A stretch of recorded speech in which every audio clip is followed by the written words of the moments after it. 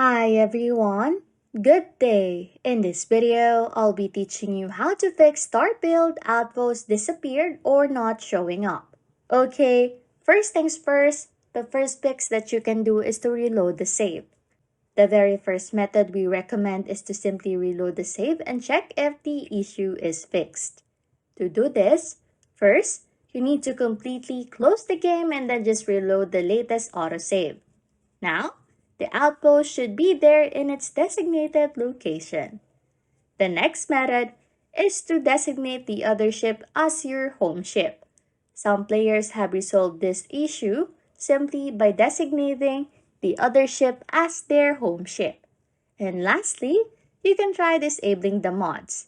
In addition, if you were experiencing this issue on your PC, try to disable the mods you were using and check if it is the one who is causing the issue.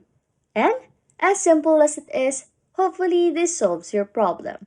Anyways, if you like content like this, don't forget to subscribe to this channel or comment down below any tutorials you want us to make so we can help you.